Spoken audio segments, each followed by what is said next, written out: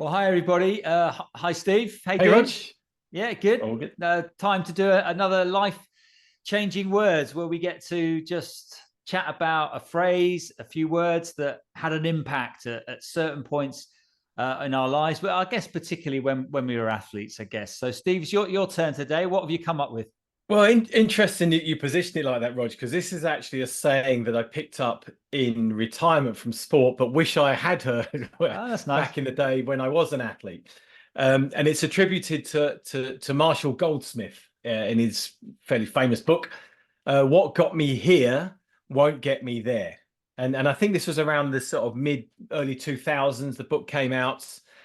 And I remember hearing the saying, and it where it really kind of resonated at the time. I suppose in a nutshell, we were retiring athletes, and it was very relevant. You know, what got us to where we were then at that time was never going to get us anywhere in the future because I had to hang up the javelin, you hung up your spikes and your Lycra shorts, and off you went. You know, it's got to, and we weren't F1 drivers or Premier League football players, so we were in a position where we had to change. But so the saying that I'd like to just dwell on and shine a light on is that what got me here Yeah. won't get me there. Now, what does that mean? Right. So when I reflect on that, and the reason I say I wish I'd heard it back in the day is, you know my story as well as I do, because we do a lot of keynote sessions together and workshops and so on.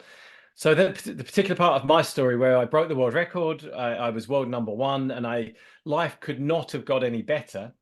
And I consciously made the decision to stand still. I remember having the conversation with coach and saying, let's just do the same again. Things are going incredibly well.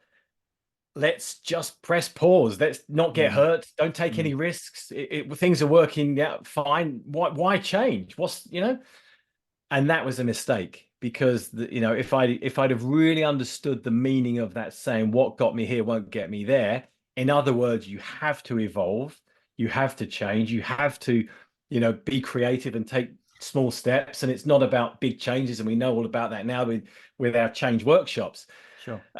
And it really struck a chord, many years later. And I think for that reason, and then layer in the fact that, we were two retiring athletes, having to come up with a new way to thrive and prosper and gain success in our lives. What got us to where we were was never going to work out in the future. And I suppose it links into the work we do with the growth mindset, the Carol Dweck work. Well, it's kind of everything, isn't it? But yeah. I mean, the interesting thing for me from what you're saying there is you talked about being the best in the world, being the world record holder, and then just carrying on doing what you were doing, and clearly you didn't go forwards, you actually went backwards. So you're saying that phrase is relevant to you when you're at the very, very top of the world. But I think most people listening, you would relate to that phrase when things aren't going well. When you think, "Oh, what am I doing?" It's things aren't going well, and that awareness that you've got to do something. And it's interesting because I always found in sport, when things were really bad, when you were injured, and we both had a fair share of injuries. When you're running badly, you're injured, and it's just not happening. Actually, in some ways, it's easier at that point to make changes because you have to. I agree. The challenge is when actually you're doing really well. I mean, you're talking about breaking the world record holder, world athlete of the year. Just keep doing what you're doing, you're going to be fine. So what you're picking up from that phrase is, especially when you're at the top of your game, you've got to listen to that phrase, not just when things are going badly. Yeah, I absolutely right, Roger. I think you're most vulnerable sometimes when things are going well, because you don't have those alarm bells. And I think, as you've alluded to there, I vividly remember times when you're injured and you have to get creative and you have to, work hard and stay focused and pay attention to the detail and you have to keep your foot on the accelerator and move forward. And I think that's where you use the word easier. It doesn't feel like that when you're in it, of course, because you're firefighting. But it's easier to have clarity and to obey the concept of what we're talking about, because what got me to where I am won't get me to where I want to be, because inevitably to get somewhere different to where we are right now, we're going to have to do something different. So it's about embracing change. It's about, being creative. It's about committing to a new level of performance, maybe accepting input from other members of the team, a new collaboration. You know, there's many aspects of that, and what I love about these episodes, these series of conversations that we're having, is that a small phrase at the right time can of course make a big difference. You know what's interesting? You and earlier that's the said point. that we know each other's presentations really because we either do it individually or together. And there's a phrase that you haven't added into this conversation that I think is what you're talking about as well. And I remember the first time when I shared a stage with you, and you said this, and I've always at that moment I thought, wow, I've never actually thought of it that way and heard it that way. And you articulated this phrase, and I think this phrase comes into the mix with what we're talking about here. And this was, you talked about you broke the world record and world athlete of the year, and then you started to go backwards, and then a few years later you came back, got back to number one in the world. But the difference then was the phrase that you came into your life was, if I want to stay in number one in the world, I have to live, train, think, and work as if I'm number two in the world. And I love that phrase. And I think that's kind of what we're talking about. It's obviously no roof of complacency, but I love that thought of, if you want to stay the best in the world, you've got to keep chasing. So you've got to live as if you're number two in the world. And I think that's a really good phrase as well. And that particularly hits home when it's literal as well. I mean, of course, it's metaphoric, but in the case of the context of the story that I tell, that was literal, and to retain that hunger and desire to go forward, and it comes back as well to what makes you tick and what your why is in the first place. And I love competing. I love embracing the dynamic of competition. I love that, and I still do that, and playing golf at the weekend in the club, for the club and so on. It's part of life, my life.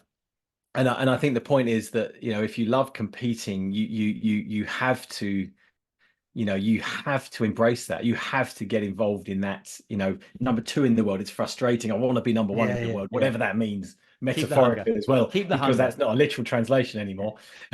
but yeah, you're spot on. And the other, I thought you were going to go down a different route there, because something that our business partner does when we do our workshops, a guy called Paul Mallinson, for those who haven't seen us together, but what Paul does in the end of most of our workshops, in asking the question, if there's one thing that you could do sustainably and particularly well that would make the biggest impact on your life, what would it be? The one thing. And I think the point of that question is, we're not suggesting what got me here won't get me there, so let's change everything. Let's do everything differently, because that'd be stupid, right? And what we do know is, and I know Marshall Goldsmith's, there's a wonderful presentation on YouTube, actually. It's worth a listen. It's an hour long, but it's him presenting. He's a brilliant presenter, funny. And he talks about, he used to ask people to change 3 things, and over the years he's whittled that down to just one thing. Yeah. Because keep it simple, right? Because it's really hard to focus on more than one thing at any given time. Because if we change the most apparent thing that it's going to have the biggest impact on our lives, and we change that thing, and change is difficult, so that might take a bit of time, and it takes us to a new destination, and then we do the same again, and we apply this saying that we're talking about today, what got me here won't get me there, we're destined to continually evolve, adapt, and grow. And that's what I guess everyone is after, right? Yep, absolutely. Okay, mate. That's a lot in that one, wasn't there? Cool. You chucked a whole lot into that, not just the one phrase. So just as we like to do, let's just end with you just reminding us of the words the words that changed your life. Yeah, absolutely. So what got me here won't get me there. Great saying to have in the back of the brain when it comes to, what should I do next? It can mean different things as well, and particularly relevant, I think, in a process of taking on new challenges, new having a new dream of whatever success looks like. Brilliant. But it's certainly had a big impact on me. Nice one. Cheers. Thanks, mate. Roger. I like that. Great See stuff. you next time. Cheers.